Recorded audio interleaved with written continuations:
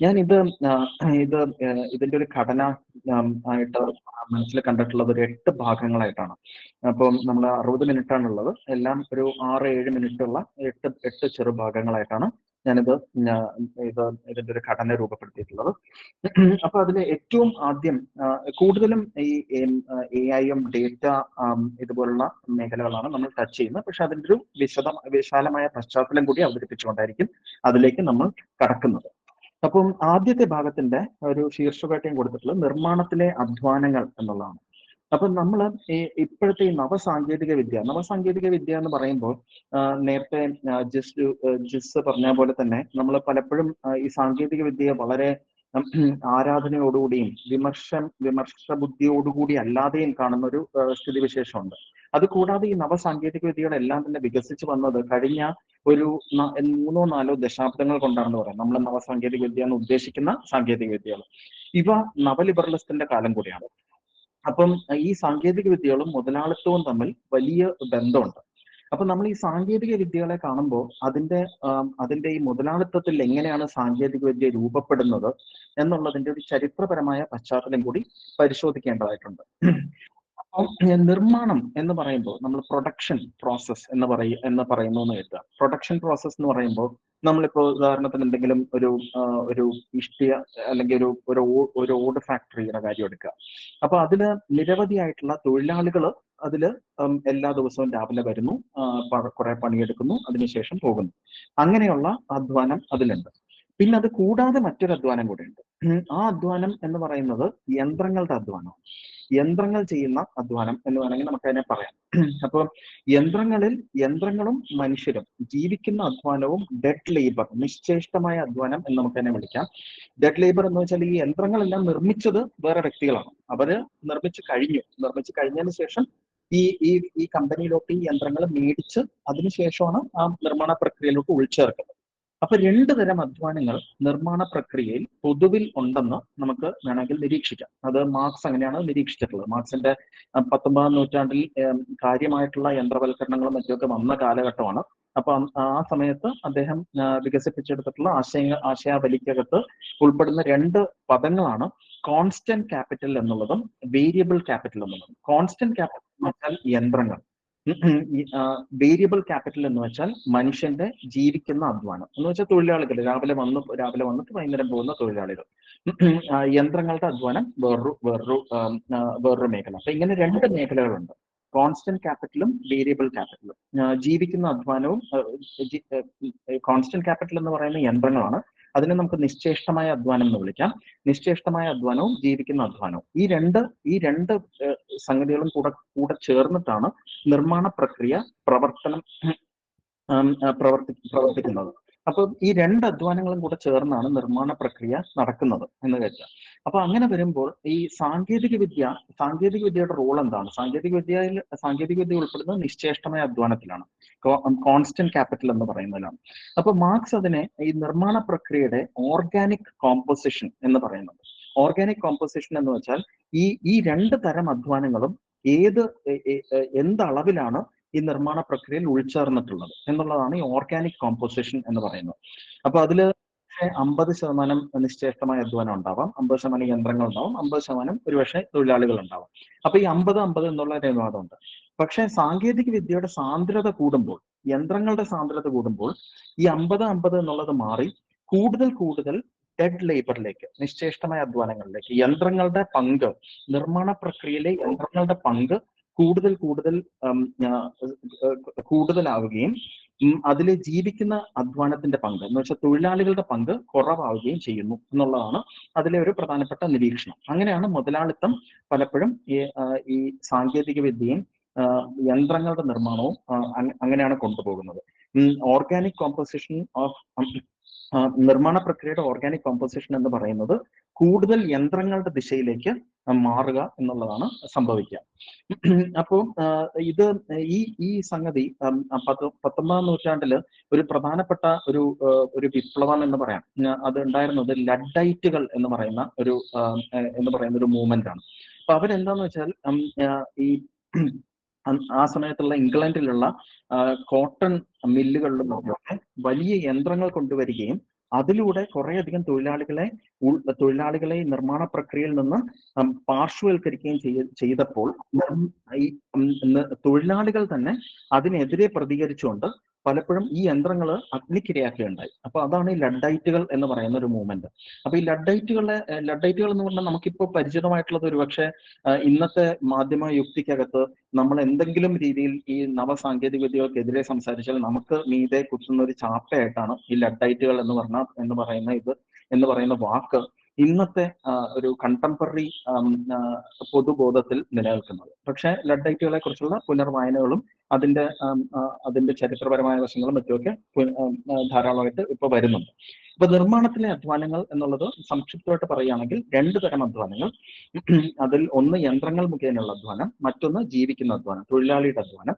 അതിൽ നിന്ന് തൊഴിലാളികളെ പരമാവധി കുറച്ച് യന്ത്രങ്ങളുടെ സാന്ദ്രത കൂട്ടുക എന്നുള്ളതാണ് പൊതുവെ യന്ത്രവൽക്കരണം ചെയ്യുന്നത്. അപ്പോൾ നമുക്കിനി രണ്ടാമത്തെ ഭാഗത്തേക്ക് കടക്കുമ്പോൾ സാങ്കേതിക വിദ്യയുടെ കർത്തൃത്വം എവിടെയാണ് നിൽക്കുന്നത്, ഏജൻസി, സാങ്കേതിക വിദ്യ ആരാണ് നിർമ്മിക്കുന്നത്, എങ്ങനെയാണ് നിർമ്മിക്കുന്നത് എന്നുള്ളതിനെ കുറിച്ച് നോക്കാം. അപ്പോൾ ഇതിനെക്കുറിച്ച് ഏറ്റവും പ്രധാനപ്പെട്ട ഒരു വിശകലനം നടത്തിയിട്ടുള്ളത് ചാൾസ് ബാബേജ് എന്ന് പറയുന്ന ഒരു ശാസ്ത്രജ്ഞനാണ്. ചാൾസ് ബാബേജിനെ നിങ്ങൾക്ക് പലർക്കും പരിചിതമായിരിക്കും. അദ്ദേഹത്തെ ഇപ്പോൾ നമ്മൾ അറിയുന്നത് ഫാദർ ഓഫ് കമ്പ്യൂട്ടിംഗ് എന്നുള്ള രീതിയിലാണ്. അദ്ദേഹം 19ാം നൂറ്റാണ്ടിൽ ഉണ്ടായിരുന്നയാളാണ്. അദ്ദേഹം മാർക്സിന്റെ സമകാലികനും കൂടിയാണ്. മാർക്സിന് തൊട്ട് മുമ്പേ ഉള്ള തലമുറയിൽപ്പെട്ടയാളാണ്.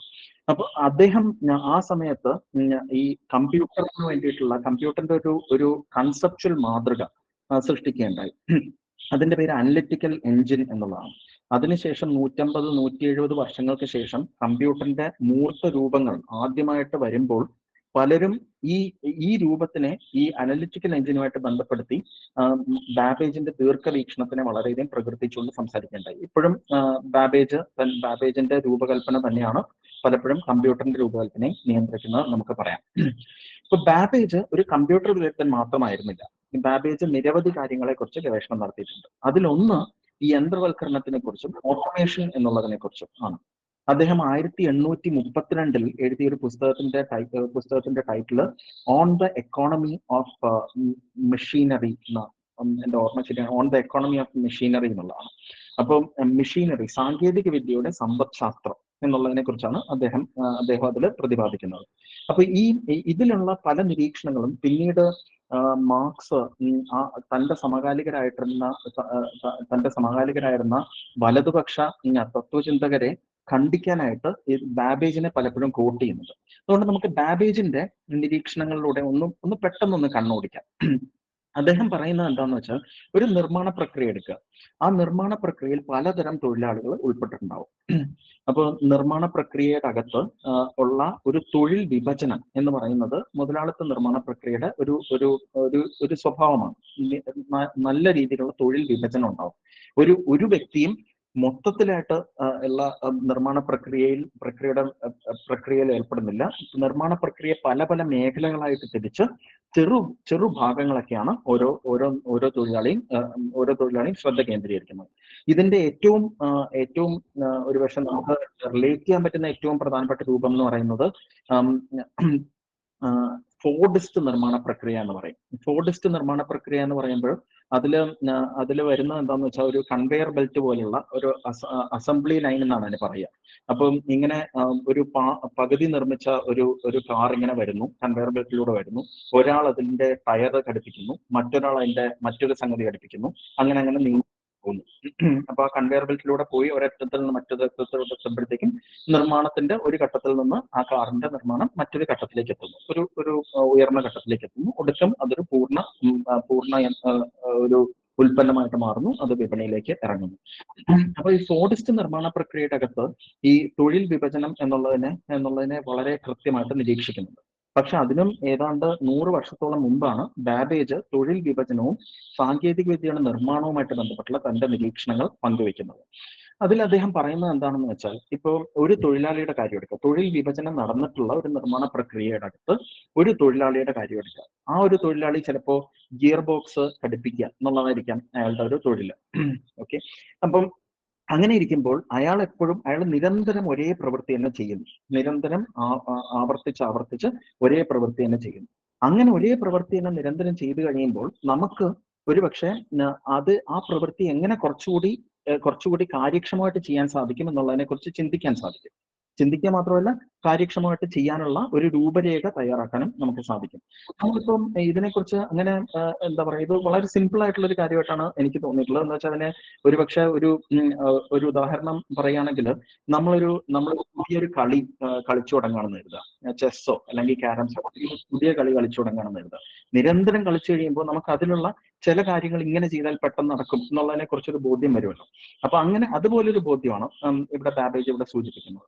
നിരന്തരം ഒരേ പ്രവൃത്തി ചെയ്യുന്ന തൊഴിൽ വിഭജനം നടത്തിയിട്ടുള്ള ഒരു നിർമ്മാണ പ്രക്രിയയിൽ ഉൾപ്പെടുന്ന നിരന്തരം ഒരേ പ്രവൃത്തി ചെയ്യുന്ന ഒരു തൊഴിലാളിക്ക് ആ പ്രവൃത്തി കൂടുതൽ കാര്യക്ഷമമാക്കാൻ എന്ത് ചെയ്യാം എന്നുള്ളതിനെ കുറിച്ചുള്ള ഒരു രൂപരേഖ മനസ്സിൽ കാണാൻ സാധിക്കും.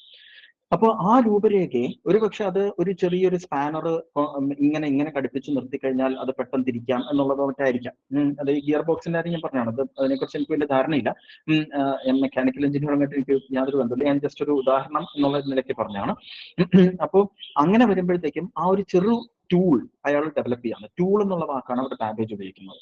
ഇങ്ങനെയുള്ള നിരവധി ടൂളുകൾ ഓരോ തൊഴിലാളിയും വികസിപ്പിച്ചെടുത്തു കഴിയുമ്പോൾ ഈ ടൂളുകളെ എല്ലാം കൂടി സംയോജിപ്പിച്ച് പ്രവർത്തിപ്പിക്കുന്ന ഒരു മെഷീൻ ഡെവലപ്പ് ചെയ്യാൻ സാധിക്കും. അപ്പൊ ഈ ടൂളുകളെല്ലാം കൂടെ സംയോജിച്ചുകൊണ്ട് ഒരു മെഷീന്റെ രൂപത്തിലേക്ക് എത്തിക്കാൻ നമുക്ക് സാധിക്കും. അപ്പം ഇവിടെ ബാബേജ് ഇങ്ങനെയാണ് ഈ സാങ്കേതിക വിദ്യ ഉത്ഭവിക്കുന്നത്. ഒരു നിർമ്മാണ പ്രക്രിയക്കകത്ത് സാങ്കേതിക വിദ്യ എങ്ങനെ വരുന്നു എന്നുള്ളതിനെ കുറിച്ചുള്ള അദ്ദേഹത്തിന്റെ നിരീക്ഷണങ്ങളാണ് ഇവിടെ പങ്കുവയ്ക്കുന്നത്. അപ്പൊ ഇവിടെ ഇത് താരതമ്യേന ലളിതവും വലിയ കാര്യമില്ലാത്തൊരു കാര്യമായിട്ട് നമുക്ക് ചിലപ്പോൾ തോന്നിയേക്കാം. പക്ഷെ ഇതിലൊരു പ്രധാനപ്പെട്ട ഒരു കാര്യമുള്ളത് എന്താണെന്ന് വെച്ചാൽ, സാങ്കേതിക വിദ്യ നിർമ്മിക്കുന്നത് തൊഴിലാളിയാണ് എന്നും കൂടെയാണ് ഇവിടെ പറയുന്നത്. അപ്പൊ അങ്ങനെ വരുമ്പോഴത്തേക്കും സാങ്കേതിക വിദ്യയുടെ ഗുണഭോക്താവ് ആരായിരിക്കണം എന്നുള്ളൊരു ചോദ്യവും അവിടെ പരോക്ഷമായിട്ട് ഉത്തരം നൽകപ്പെടുന്നുണ്ട്. അതും തൊഴിലാളിയായിരിക്കണം എന്ന് വേണമെങ്കിൽ പറയാം. അങ്ങനെ ആ ഒരു ആംഗിൾ ഉപയോഗിച്ചുകൊണ്ടാണ് പലപ്പോഴും മാർക്സ് ബാബേജിനെ കോട്ട് ചെയ്തുകൊണ്ട് മറ്റ് ആ സമയത്തുള്ള പ്രൗഢോൺ എന്നൊക്കെ പറയുന്ന വലതുപക്ഷ തത്വശാസ്ത്രജ്ഞരോട് അവരുടെ വാദത്തിനെ അഭിമുഖീകരിക്കുന്നത്. അപ്പൊ ഇതിൽ എന്താന്ന് വെച്ചാൽ, സാങ്കേതിക വിദ്യയിലൂടെ നമുക്ക് നിർമ്മാണ പ്രക്രിയ കുറച്ചുകൂടെ വേഗത്തിലാക്കാൻ കഴിയുമെങ്കിൽ അതിലൂടെ കുറവ് അധ്വാനത്തിൽ കൂടുതൽ ഉൽപ്പന്നം നിർമ്മിക്കാൻ സാധിക്കുമെങ്കിൽ, കൂടുതൽ ചരക്ക് നിർമ്മിക്കാൻ സാധിക്കുമെങ്കിൽ, അങ്ങനെ വരുമ്പോൾ ആ കൂടുതൽ ഉൽപ്പന്നം സൃഷ്ടിക്കുന്നത് സാങ്കേതിക ആണെങ്കിൽ, ആ സാങ്കേതികവിദ്യ നിർമ്മിക്കുന്നത് തൊഴിലാളിയാണെങ്കിൽ, സോറി ഞാനത് നീണ്ടുപോയി ആ ഒരു ചെയിൻ, പക്ഷെ എനിക്കൊന്ന് വ്യക്തമാണെന്ന് വിചാരിക്കുന്നു. അപ്പം ഈ സാങ്കേതിക വിദ്യയുടെ ഫലമായിട്ട് കൂടുതൽ കാര്യക്ഷമതയും അതിലൂടെ കൂടുതൽ വരുമാനവും ലഭിക്കുന്നുണ്ടെങ്കിൽ അതിന്റെ ഗുണഭോക്താവേണ്ടതും തൊഴിലാളി തന്നെയാണ്.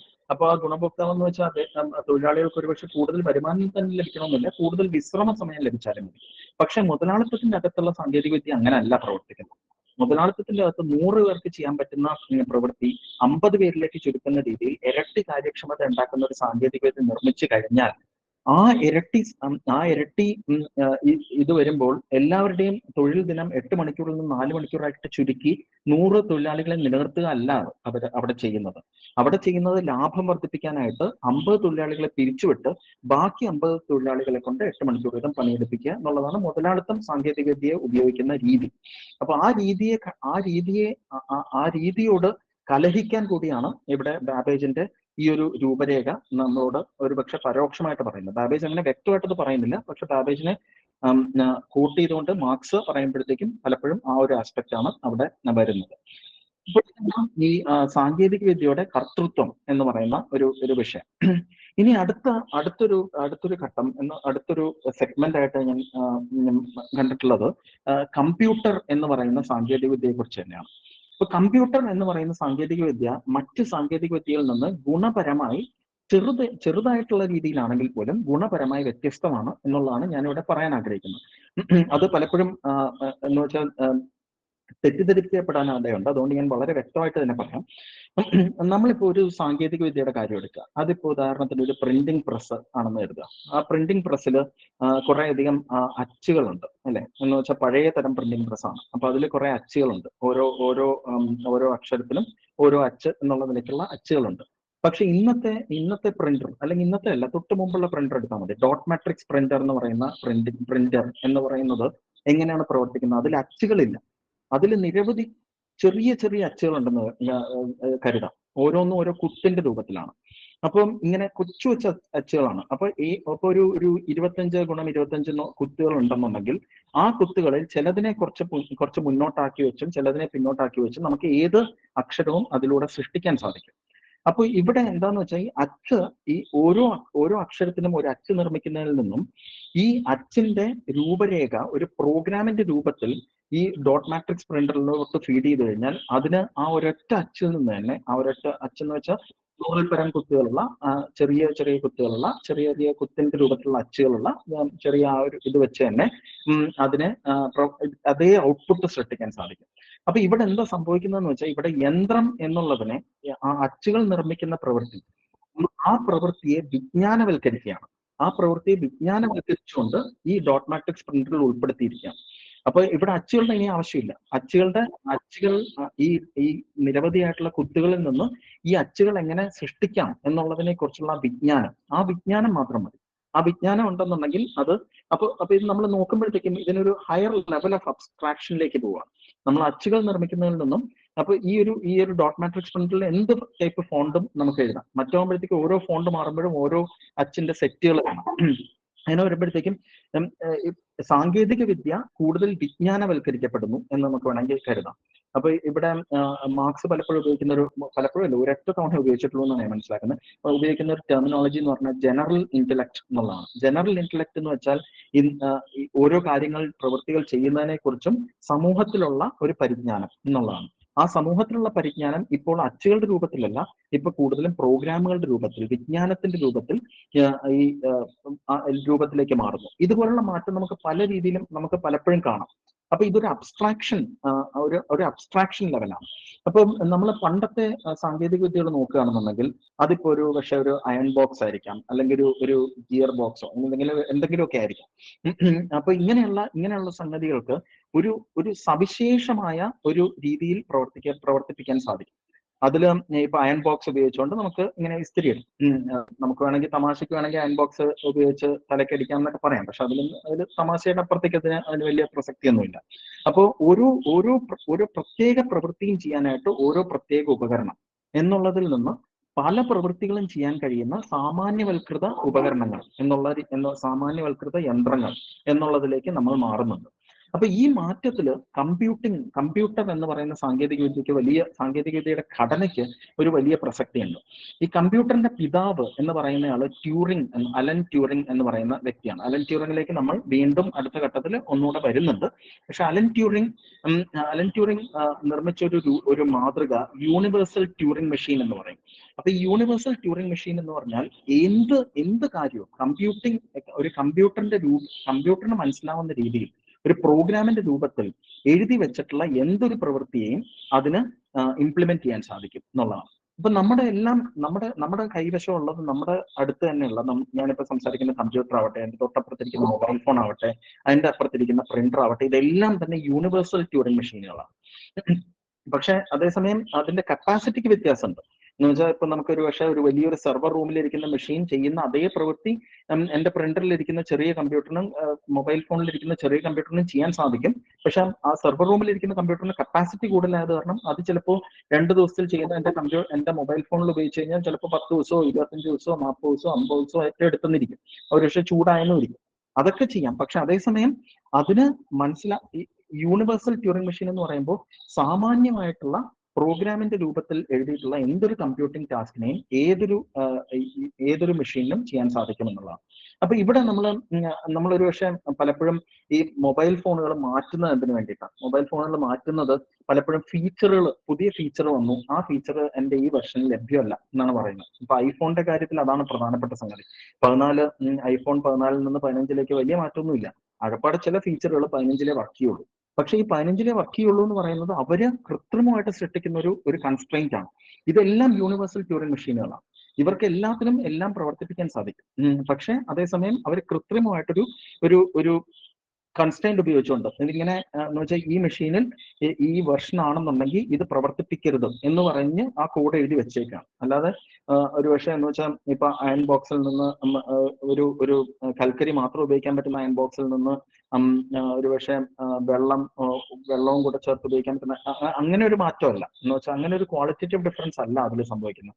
iPhone 14 iPhone 15 എല്ലാം തന്നെ ഒരേ തരത്തിലുള്ള യൂണിവേഴ്സൽ ട്യൂറിംഗ് മെഷീനുകളാണ്. അവയ്ക്ക് ചില ക്യാമറകളും മറ്റുമൊക്കെ ചെറിയ വ്യത്യാസങ്ങൾ ഉണ്ടായേക്കാം. പക്ഷെ അതേസമയം ചില ആപ്പുകൾ റൺ ചെയ്യില്ല എന്ന് പറയുന്നത് കേവലം കൃത്രിമമായിട്ട് സൃഷ്ടിക്കപ്പെട്ടിട്ടുള്ള ഇതാണ്.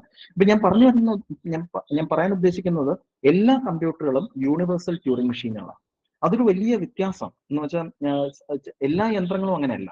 അയൺ ബോക്സ് അങ്ങനെയല്ല, പ്രിന്റിംഗ് മെഷീൻ ഈ പഴയ ടൈപ്പ് പ്രിന്റിംഗ് മെഷീൻ അങ്ങനെയല്ല. ഇപ്പോൾ ഗിയർ ബോക്സ് എടുക്കുകയാണെന്നുണ്ടെങ്കിൽ ഒരു പ്രത്യേക രീതിയിൽ ഗിയർ മാറ്റാൻ സാധിക്കും. അത് മാത്രമേ അതിനെ കൊണ്ട് ചെയ്യാൻ സാധിക്കുള്ളൂ. അതല്ലാതെ അതിന്റെ അടുത്ത് 100 ചോദിച്ചു കഴിഞ്ഞാൽ അതിന് പറയാൻ അറിയില്ല. എന്ന് വെച്ചാൽ അതിനെ അങ്ങനെ ക്രമീകരിച്ചിട്ടില്ല. പക്ഷെ അതേസമയം എല്ലാ കമ്പ്യൂട്ടിംഗ് യന്ത്രങ്ങളും യൂണിവേഴ്സൽ ട്യൂറിംഗ് മെഷീനുകളായതുകൊണ്ട് കമ്പ്യൂട്ടിംഗ് രൂപത്തിൽ കമ്പ്യൂട്ടിങ്ങിന്റെ ഭാഷയിൽ എഴുതാൻ പറ്റുന്ന ഏതൊരു പ്രോഗ്രാമിനെയും അതിന് എക്സിക്യൂട്ട് ചെയ്യാൻ സാധിക്കും. ആ രീതിയിൽ നോക്കുമ്പോൾ ഇവിടെ യന്ത്രത്തിന്റെ വിജ്ഞാനവൽക്കരണം സംഭവിക്കുന്നുണ്ട്. ആ രീതിയിൽ കമ്പ്യൂട്ടർ ഒരു ഗുണപരമായിട്ട് ഉള്ളൊരു മാറ്റം അവിടെ കൊണ്ടുവരുന്നുണ്ട്. ഓക്കെ, നമുക്കിനി നിർമ്മിത ബുദ്ധിയുടെ തന്നെ ഉത്ഭവത്തിലേക്ക് കടക്കാം. ഒറിജിൻസ് ഓഫ് AI എന്നുള്ളതാണ് എൻ്റെ ഈ ഒരു സെക്ഷന്റെ ടൈറ്റിൽ. അപ്പം ഈ ഒറിജിൻസ് ഓഫ് AI എന്ന് പറയുമ്പോൾ ഈ നിർമ്മിത ബുദ്ധിയുടെ ഉത്ഭവത്തെ കുറിച്ചുള്ള ഒരു പ്രധാനപ്പെട്ട ഒരു പേപ്പർ വരുന്നത്, ഒരു പ്രബന്ധം വരുന്നത് അലൻ ട്യൂറിങ്ങിന്റെ തന്നെയാണ്. ഞാൻ നേരത്തെ സൂചിപ്പിച്ച അലൻ ട്യൂറിങ് 1950 എഴുതുന്ന ഒരു പ്രബന്ധമാണ്. കമ്പ്യൂട്ടിംഗ് മെഷീനറി ആൻഡ് ഇന്റലിജൻസ് എന്നുള്ളതാണ് ആ പ്രബന്ധം. അപ്പം ആ പ്രബന്ധത്തിൽ അദ്ദേഹം ആ പ്രബന്ധം പ്രസിദ്ധീകരിക്കുന്നത് മൈൻഡ് എന്ന് പറയുന്ന ഒരു ജേണലിലാണ്. മൈൻഡ് എന്ന് പറയുന്ന ജേണല് ഒരു കമ്പ്യൂട്ടർ സയൻസ് ജേണലോ അങ്ങനൊന്നുമല്ല, മാത്തമാറ്റിക്കൽ ജേണലോ അല്ല. കമ്പ്യൂട്ടർ സയൻസ് ഒരു മാത്തമാറ്റിക്കൽ മേഖലയാണ്, ആ മേഖലയല്ല. അപ്പൊ അവിടെയാണ് ഒരു വലിയൊരു വ്യത്യാസമാണ്. എന്ന് വെച്ചാൽ ആ രീതിയിൽ നമ്മൾ സാങ്കേതിക വിദ്യയെ കുറിച്ചുള്ള ഒരു ചിന്ത ഉൾപ്പെടുന്ന ഒരു പ്രബന്ധം പ്രസിദ്ധീകരിക്കുന്ന മൈൻഡ് എന്ന് പറയുന്ന ഒരു ജേണലിലാണ്. അപ്പൊ അത് ഇന്നും നിലനിൽക്കുന്നുണ്ട്. ആ ഒരു ധാര ഇന്നും നിലനിൽക്കുന്നുണ്ട്. നമ്മളിപ്പോഴും AI എന്ന് പറയുമ്പോൾ അതിനെ അഡ്വാൻസ്ഡ് ഓട്ടോമേഷൻ ആയിട്ടല്ല കാണുന്നത്. പലപ്പോഴും അതിനെ കൃത്രിമ ബുദ്ധിയായിട്ടാണ് കാണുന്നത്, ചിന്തിക്കുന്ന യന്ത്രമായിട്ടാണ് കാണുന്നത്. അപ്പം ഇവിടെ അലൻ ട്യൂറിങ്ങിന്റെ ആദ്യത്തില് ആ പേപ്പറിൽ അദ്ദേഹത്തിന്റെ ഏറ്റവും ആദ്യത്തെ ഖണ്ഡിക വളരെ ശ്രദ്ധേയമാണ്. അത് നമുക്ക് എടുത്ത് നോക്കാവുന്നതാണ്. Computing machinery and intelligence. ഞാൻ വളരെ സംക്ഷിപ്തമായിട്ട് അതൊന്ന് പറയാം. അതിൽ അദ്ദേഹം ആദ്യം ചോദിക്കുന്ന ചോദ്യം, ക്യാൻ മെഷീൻസ് തിങ്ക്? യന്ത്രങ്ങൾക്ക് ചിന്തിക്കാൻ സാധിക്കുമോ? യന്ത്രങ്ങൾക്ക് ബുദ്ധിയുണ്ടോ എന്നുള്ള അർത്ഥത്തിൽ ചോദിക്കുകയാണ്. അപ്പോൾ എന്നിട്ട് അത് ചോദിക്കുന്നതിനോടൊപ്പം തന്നെ അദ്ദേഹം ഇങ്ങനെ തിങ്കിങ് അലൗഡ് എന്നുള്ള രീതിയിൽ അതിനെക്കുറിച്ച് ചിന്തിക്കുന്നുണ്ട്. അതിൽ അദ്ദേഹം പറയുന്നു, നമുക്ക് എങ്ങനെയാണ് ഈ ഒരു ചോദ്യത്തിന് ഉത്തരം കണ്ടെത്താൻ സാധിക്കുക? ക്യാൻ മെഷീൻസ് തിങ്ക് എന്നുള്ളതാണ് ചോദ്യം. വലിയ ചോദ്യമാണ്. ഇതിനെങ്ങനെ ഉത്തരം കണ്ടെത്താൻ സാധിക്കുക? ഉത്തരം കണ്ടെത്താൻ സാധിക്കാനായിട്ട് നമുക്ക് ഒരുപക്ഷെ ഒരു കാര്യം ചെയ്യാം. ഒരു ഗാലപ്പ് പോൾ, ഒരു സർവേ നടത്താം. ആ സർവേ നടത്തിയിട്ട് പലർക്കും എല്ലാവരോടും അഭിപ്രായം ആരാം. ഈ അഭിപ്രായം ആരാഞ്ഞിട്ട് അതിലൂടെ നമുക്ക് ഈ ഇതിന്റെ ഉത്തരത്തിലേക്ക് എത്താം എന്ന് അദ്ദേഹം ഇങ്ങനെ ചിന്തിക്കുന്നുണ്ട്. അതിനുശേഷം ഉടനെ തന്നെ അദ്ദേഹം പറയുന്നത്, അതെന്തൊരു അസംബന്ധമാണ്. ഇങ്ങനെ 100-ൽ പരം ആളുകളോട് സർവേ നടത്തിയിട്ട് 70 പേര് മെഷീൻസിന് ചിന്തിക്കാൻ സാധിക്കും എന്ന് പറയുകയാണെങ്കിൽ മെഷീൻസിന് ചിന്തിക്കാൻ സാധിക്കും എന്ന് വരില്ലല്ലോ. അതിൽ വലിയ അർത്ഥമില്ലല്ലോ. അപ്പൊ ഇങ്ങനെ ചെയ്യുന്നതിൽ അർത്ഥമില്ല. അപ്പൊ എങ്ങനെയാണ് ഈ ഒരു ചോദ്യത്തിനെ നമുക്ക് അഭിസംബോധന ചെയ്യാൻ സാധിക്കുക എന്നുള്ളതിനെ ഓർത്ത് അദ്ദേഹം വിഷമിക്കുന്നുണ്ട്. ആ വിഷമം ആദ്യത്തെ ഖണ്ഡികയിൽ ഒതുങ്ങുന്നു. രണ്ടാമത്തെ ഖണ്ഡികയിലോട്ട് എത്തുമ്പോഴത്തേക്കും അദ്ദേഹം ആ ചോദ്യം മാറ്റിക്കൊണ്ട് മറ്റൊരു ചോദ്യത്തിലോട്ട് പോകുന്നുണ്ട്. എങ്ങനെയാണ് ചിന്തിക്കുന്ന തരത്തിലുള്ള ബിഹേവിയർ സൃഷ്ടിക്കാൻ സാധിക്കുക എന്ന് വെച്ചാൽ എങ്ങനെയാണ് ചിന്തിക്കുന്നു എന്ന പ്രതീതി സൃഷ്ടിക്കാൻ സാധിക്കുക എന്നുള്ളതാണ് അദ്ദേഹം ആ രണ്ടാമത്തെ ഖണ്ഡികയിലെത്തുമ്പോൾ ആ ചോദ്യത്തിലോട്ടാണ് അദ്ദേഹം പോകുന്നത്. ആ ചോദ്യത്തിന് ഉത്തരമായിട്ട് അദ്ദേഹത്തിന്റെ ഭാഷയിൽ പറഞ്ഞാൽ ഇമിറ്റേഷൻ ഗെയിം എന്ന് പറയുന്ന ഒരു ഗെയിമിന്റെ രൂപകൽപ്പന അവിടെ അവതരിപ്പിക്കുന്നുണ്ട്. ആ ഇമിറ്റേഷൻ ഗെയിം എന്താ പറയുന്നതെന്ന് വെച്ചാൽ ഒരു തിരശ്ശീലയ്ക്ക് അപ്പുറത്ത് ഒരാളുമായിട്ട് നിങ്ങൾ സംവദിക്കുന്നു. അത് ആരാണെന്ന് അറിയില്ല, ചാറ്റിലൂടെ മാത്രമേ അറിയുള്ളൂ. അയാൾ ടൈപ്പ് ചെയ്യുന്ന മെസ്സേജ് മാത്രമേ നിങ്ങൾക്ക് കാണുള്ളൂ. കുറെ ചോദ്യങ്ങൾ ചോദിക്കാൻ ഉത്തരങ്ങൾ കിട്ടും, ചോദ്യം ചോദിക്കുന്നു, ഉത്തരം കിട്ടുന്നു, ഇതൊക്കെ ചെയ്തുകൊണ്ടിരിക്കുന്നു. ഇത് എല്ലാം കഴിയുമ്പോഴത്തേക്കും ഒരു 10 മിനിറ്റ് നിങ്ങൾ സംവദിച്ചു കഴിഞ്ഞിട്ട് നിങ്ങൾക്ക് അപ്പുറത്തിരിക്കുന്ന ഒരു വ്യക്തിയാണോ, ഒരു മനുഷ്യനാണോ എന്ന നിഗമനത്തിൽ എത്തുകയും, പക്ഷെ ഇത് യഥാർത്ഥത്തിൽ ഒരു യന്ത്രമായിരുന്നു എന്നുണ്ടെങ്കിൽ ആ യന്ത്രത്തിന് നിങ്ങളെ പറ്റിക്കാൻ കഴിഞ്ഞു എന്ന് വെച്ചാൽ ഒരു പറ്റിപ്പ് എന്ന് തന്നെ പറയാം. പറ്റിക്കാൻ കഴിഞ്ഞു എന്നുള്ളതാണല്ലോ. അപ്പൊ അവിടെ ആ ഇമിറ്റേഷൻ എന്ന് വെച്ചാൽ ആ ഇമിറ്റേഷൻ ഗെയിമിൽ ആ യന്ത്രം വിജയിച്ചു എന്നുള്ളതാണ്. അപ്പോൾ അദ്ദേഹം അതിനെ ഇമിറ്റേഷൻ ഗെയിമിലാണ്. പക്ഷെ അതിനുശേഷമുള്ള നിർമ്മിത ബുദ്ധിയായിട്ട് ബന്ധപ്പെട്ടുള്ള മേഖലയിലുള്ള ശാസ്ത്രജ്ഞർ എല്ലാവരും തന്നെ അതിന് ട്യൂറിംഗ് ടെസ്റ്റ് എന്നുള്ള ഒരു പേരാണ് നൽകിയിട്ടുള്ളത്. ഇന്നും ട്യൂറിംഗ് ടെസ്റ്റ് എന്ന് തന്നെയാണ് അറിയപ്പെടുന്നത്. ട്യൂറിംഗ് ടെസ്റ്റ് എന്ന് സെർച്ച് ചെയ്ത് കഴിഞ്ഞാൽ 2024 ഒരുപക്ഷെ 100ഓളം പ്രബന്ധങ്ങൾ പ്രസിദ്ധീകരിച്ചിട്ടുണ്ട്. ട്യൂറിംഗ് ടെസ്റ്റ് വിജയിക്കാനാകുമോ, ട്യൂറിംഗ് ടെസ്റ്റ് ChatGPT വിജയിച്ചോ അല്ലെങ്കിൽ വിജയിച്ചില്ലേ, ഇതുപോലുള്ള കാര്യങ്ങളെ കുറിച്ചും മറ്റുമൊക്കെ നിരവധിയായിട്ടുള്ള ലേഖനങ്ങൾ വരുന്നുണ്ട്. ഈ ട്യൂറിംഗ് ടെസ്റ്റിന് ഒരു കൾട്ട് സ്വഭാവം കൈവന്നിട്ടുണ്ടെന്ന് കമ്പ്യൂട്ടിംഗ് മേഖലയിലുള്ള എന്റെ ഒരു ബാക്ക്ഗ്രൗണ്ട് വെച്ചിട്ട് പറഞ്ഞു. ട്യൂറിംഗ് ടെസ്റ്റിനെ ആരും വിമർശിക്കാറില്ല, ട്യൂറിങ്ങിനെ ആരും വിമർശിക്കാറില്ല. ട്യൂറിംഗ് ഫാദർ ഓഫ് കമ്പ്യൂട്ടിംഗ് എന്നുള്ളതാണ്, അദ്ദേഹത്തെ വിമർശിക്കാറില്ല.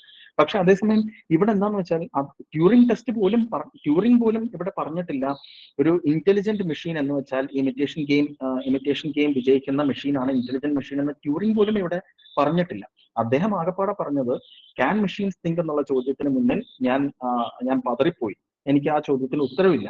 അപ്പൊ രണ്ടാമത്തെ ചോദ്യം മറ്റൊരു ചോദ്യത്തിന്റെ രൂപകൽപ്പന ഇതാണ്, മറ്റൊരു ചോദ്യത്തിന്റെ രൂപം ഇതാണ്. എന്താന്ന് വെച്ചാൽ ചിന്തിക്കുന്നു എന്ന പ്രതീതി എങ്ങനെ സൃഷ്ടിക്കാൻ സാധിക്കും, അതിനുള്ള ഉത്തരമാണ് ഇമിറ്റേഷൻ ഗെയിം.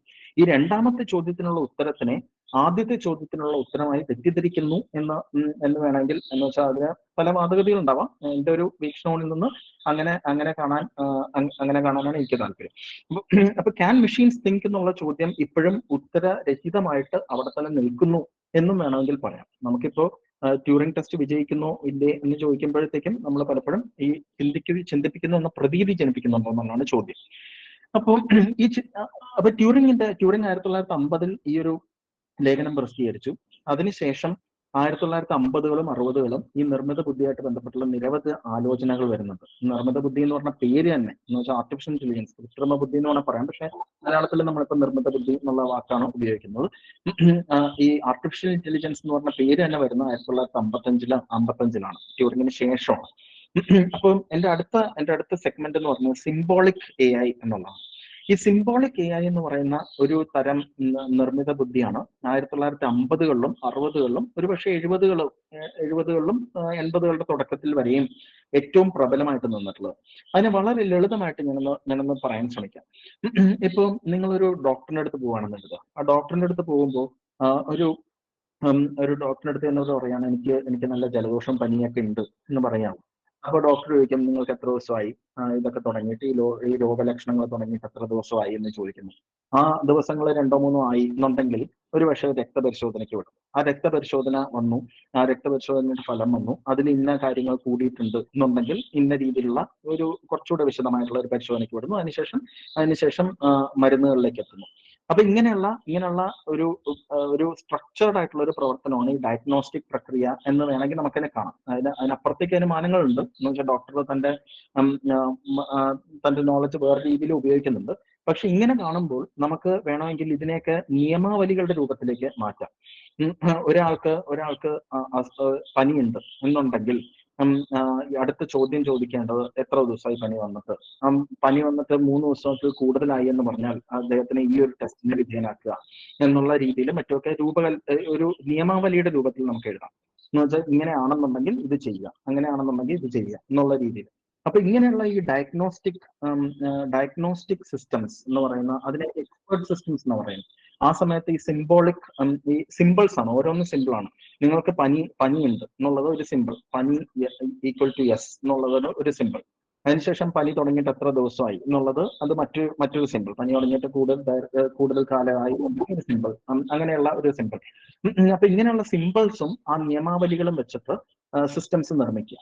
ഇത്തരം സിസ്റ്റങ്ങൾ ധാരാളമായിട്ട് നിർമ്മിക്കപ്പെട്ടിട്ടുണ്ട്. ഞാനിപ്പോ പറയുമ്പോൾ ഒരുപക്ഷെ ഒരു ഡോക്ടറിന്റെ പ്രവൃത്തിക്ക് ഇങ്ങനെയൊക്കെ ഓട്ടോമേറ്റ് ചെയ്യാൻ സാധിക്കും, അതൊക്കെ എന്താ അസംബന്ധം അല്ലേന്ന് നമുക്ക് തോന്നിയേക്കും.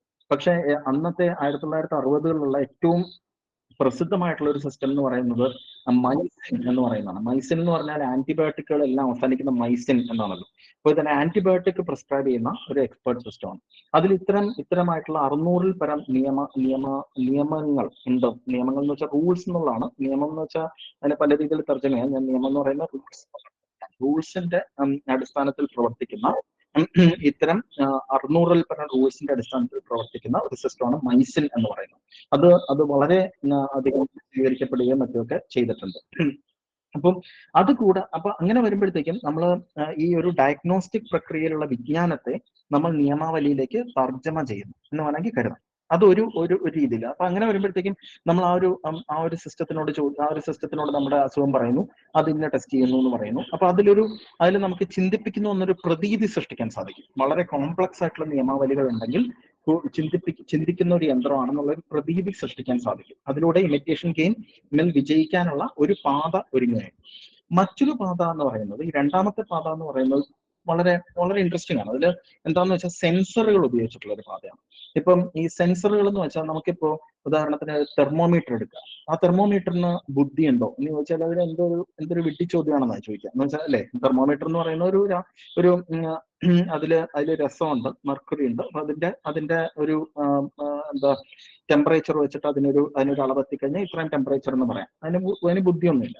പക്ഷെ അതേസമയം ഈ തെർമോമീറ്ററും കൂടെ ഘടിപ്പിച്ച് ഒരു തെർമോസ്റ്റാറ്റ് നിർമ്മിക്കുകയാണെന്ന് വെക്കുക. ഇന്ന ടെമ്പറേച്ചറിൽ കൂടുതൽ പോവുകയാണെങ്കിൽ ഹീറ്റർ ഓൺ ചെയ്യാം, അല്ലെങ്കിൽ ഇന്ന ടെമ്പറേച്ചറിൽ കൂടുതൽ പോവുകയാണെങ്കിൽ AC ഓൺ ചെയ്യുക, ഇന്ന ടെമ്പറേച്ചറിന് താഴെ പോവുകയാണെങ്കിൽ ഹീറ്റർ ഓൺ ചെയ്യുക എന്നുണ്ടെങ്കിൽ അത് നിരന്തരം ഇങ്ങനെ പ്രവർത്തിച്ചുകൊണ്ടേയിരിക്കും. എന്ന് വെച്ചാൽ ഇപ്പം ഒരുപക്ഷെ നല്ല ചൂടുള്ള കാലാവസ്ഥയാണെന്നുണ്ടെങ്കിൽ അത് തനിയോ എയർ കണ്ടീഷൻ ഓൺ ചെയ്യും, അല്ലെന്നുണ്ടെങ്കിൽ എയർ കണ്ടീഷൻ ഓൺ ചെയ്യുന്നില്ല.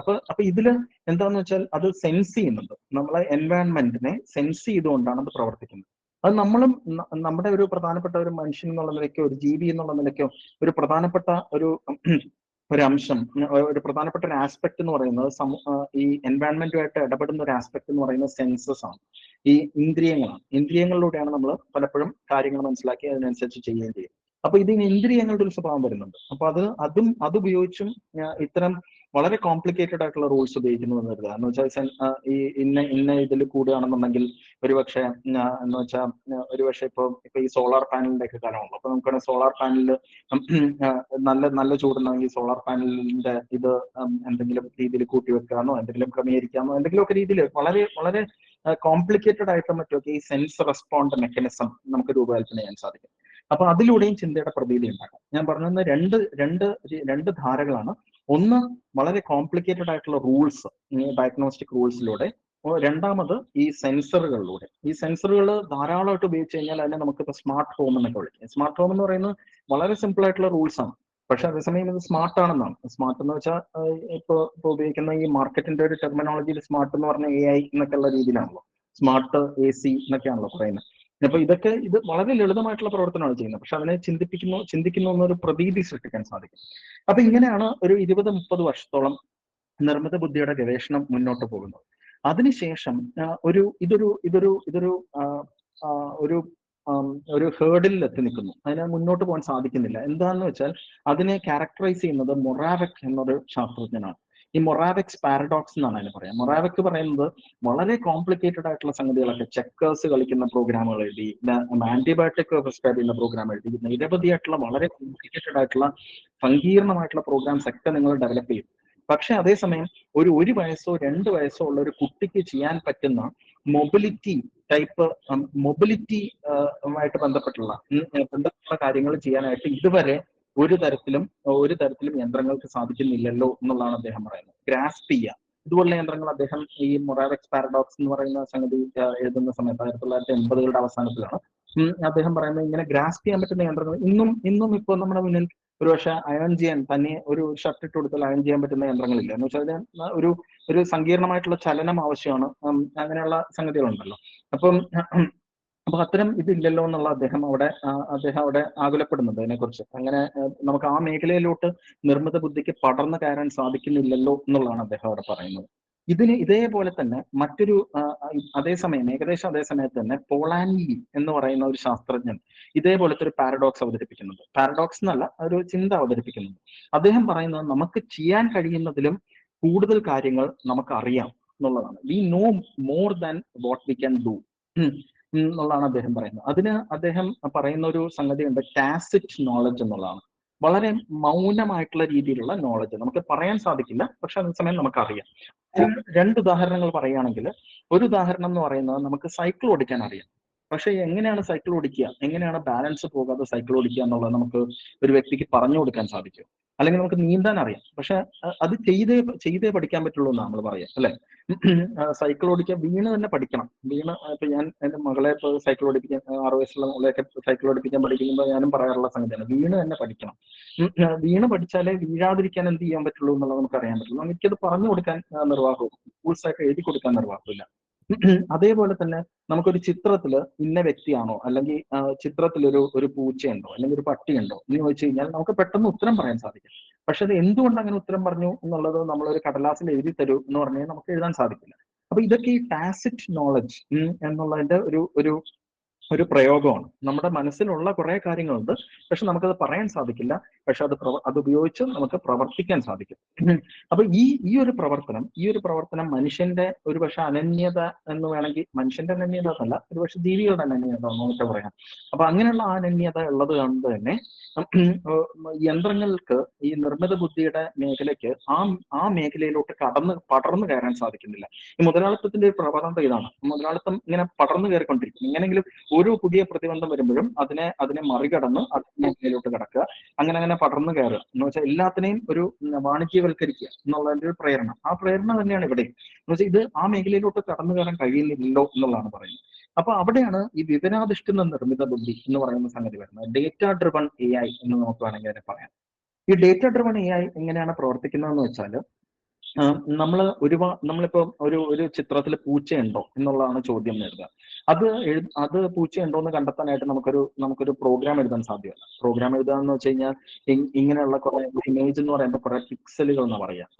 കുറെ പിക്സലുകൾ, ഇത്രയും പിക്സലുകൾ കറുപ്പുണ്ടെന്നുണ്ടെങ്കിൽ അത് കണ്ണാണെന്നോ അങ്ങനെ നമുക്ക് പറയാൻ സാധിക്കില്ല. എന്ന് വെച്ചാൽ ഓരോ പൂച്ചകളുടെ കണ്ണ് ഓരോ പോലെയാണ്, ഓരോ ഫോട്ടോ എടുക്കുന്ന ആംഗിൾ അനുസരിച്ച് ഓരോ പോലെ ഇരിക്കും.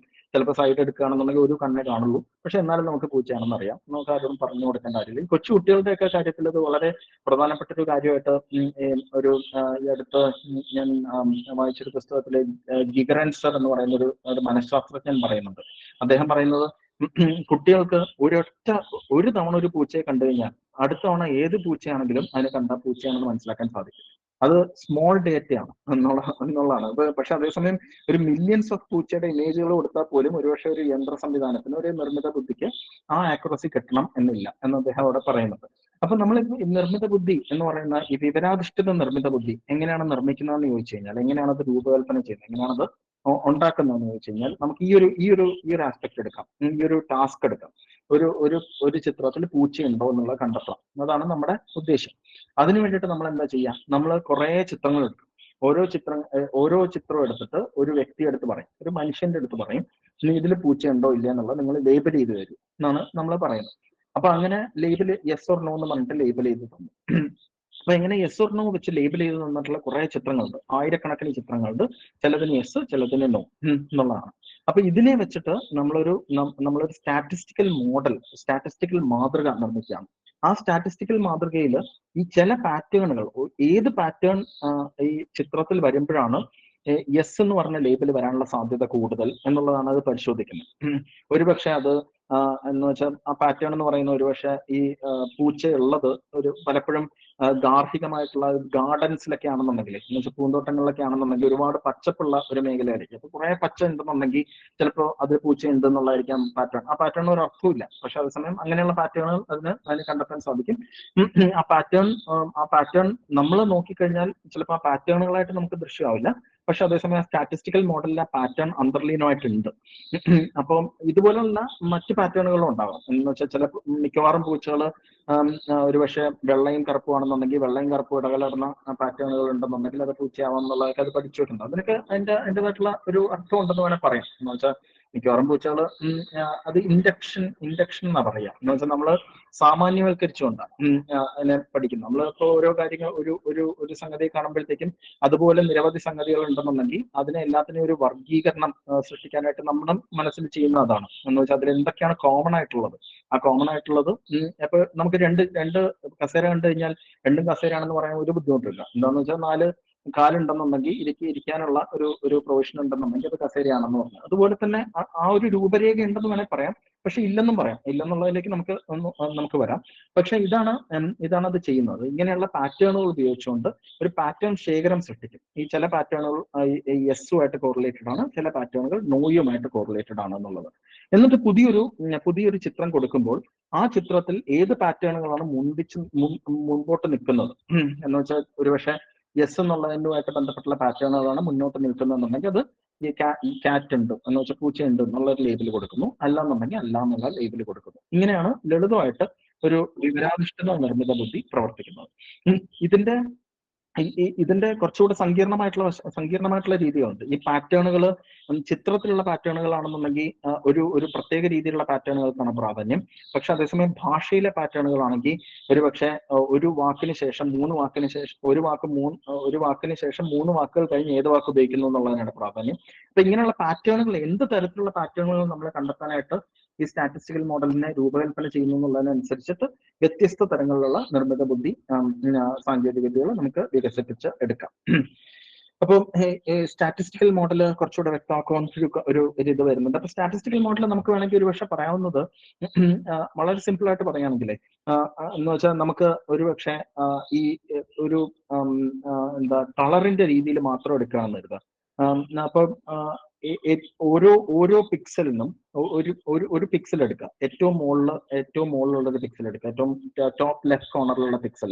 ആ പിക്സൽ പച്ചയാണെന്നുണ്ടെങ്കിൽ എന്തായിരിക്കും എന്നുള്ള ഒരു ചോദ്യം ഉണ്ടെന്ന് കരുതുക.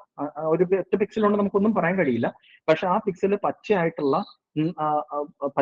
ഇമേജുകൾ, നമ്മുടെ അടുത്ത് 1000 ഇമേജുകൾ ഉള്ളതിൽ ആ പിക്സല് പച്ചയായിട്ടുള്ള ഇമേജുകൾ എല്ലാം തന്നെ പൂച്ചയുള്ളതാണെന്നുണ്ടെങ്കിൽ നമുക്ക് ആ പിക്സൽ ഉള്ളത് കൊണ്ട് തന്നെ പക്ഷെ പൂച്ചയാവാനുള്ള സാധ്യതയുണ്ട് എന്നുള്ളത് നമുക്ക് പറയാം.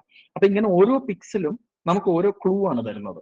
നമ്മൾ ഈ റിയാലിറ്റി ഷോന്റെ ഭാഷയിൽ പറഞ്ഞ ഓരോ ക്ലൂകളാണ് തരുന്നത്. ഈ ക്ലൂകളെല്ലാം കൂടെ സംയോജിപ്പിച്ചുകൊണ്ട്, ഈ സംയോജനത്തിലും വ്യത്യസ്തമായിട്ടുള്ള രീതികളുണ്ട്. ഈ ക്ലൂകളെല്ലാം കൂടെ സംയോജിപ്പിച്ചുകൊണ്ടാണ് ഇത് പ്രവർത്തിക്കുന്നത്. അങ്ങനെയാണ് ഒരു പാറ്റേൺ എന്ന് പറയാം. പക്ഷെ ഇതിൽ സങ്കീർണമായിട്ടുള്ള പാറ്റേണുകൾ ഉണ്ടാവാം. നമുക്കൊരു പക്ഷേ ഈ കളർ മാത്രം വെച്ചിട്ടുള്ളതായിരിക്കില്ല, ഷേപ്പ് വെച്ചിട്ടുള്ള പാറ്റേണുകൾ ഉണ്ടാവാം.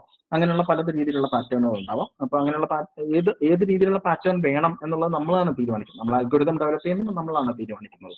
അപ്പൊ അതാണ് ഒരു സ്റ്റാറ്റിസ്റ്റിക്കൽ മോഡൽ എന്ന് പറയുന്ന ഒരു സംഗതി. അപ്പൊ ഇതില് ഈ സ്റ്റാറ്റിസ്റ്റിക്കൽ മോഡൽ ഉപയോഗിച്ചുകൊണ്ട് പൂച്ചയുണ്ടോ എന്നുള്ളത് കണ്ടെത്തുക എന്നുള്ളതിന് ഒരു സാധാരണ രീതിയിലുള്ള ഒരു ഓട്ടോമേഷനുമായിട്ട് വളരെ അന്തരമുണ്ട്. എന്താണെന്ന് വെച്ചാൽ ബാബേജിന്റെ പറയുകയാണെങ്കിൽ ബാബേജ് പറയുന്നത് ഒരു പ്രക്രിയ അത് എങ്ങനെ ചെയ്യുന്നു എന്നുള്ളത് ആ തൊഴിലാളിക്ക് അറിയാം. ആ തൊഴിലാളി ആ പ്രക്രിയയുടെ ബ്ലൂ പ്രിന്റ് ഉണ്ട്. ആ ബ്ലൂ പ്രിന്റിന്റെ അകത്ത് ഇന്നത് ചെയ്തു കഴിഞ്ഞാൽ കുറച്ചുകൂടെ ഫാസ്റ്റ് ആയിട്ട് ചെയ്യാനാണ് അദ്ദേഹം കണ്ടെത്തിയിട്ടുള്ളത്. അത് ചെയ്യാനാണ് ആ ടൂള് നിർമ്മിക്കുന്നത്. പക്ഷെ അതേസമയം ഇവിടെയാണെന്നുണ്ടെങ്കിൽ അങ്ങനെയല്ല ചെയ്യുന്നത്. ഇവിടെ നമ്മുടെ മനുഷ്യന്റെ മനസ്സിലെ പ്രക്രിയയായിട്ട് ഒരു ബന്ധവുമില്ല. എങ്ങനെയാണ് ഈ പൂച്ചയാണെന്ന് കണ്ടെത്തുന്നത് നമ്മൾ കണ്ടെത്തുക എന്നുള്ളത് നമ്മൾ അതിനോട് പറയുന്നതേ ഇല്ല.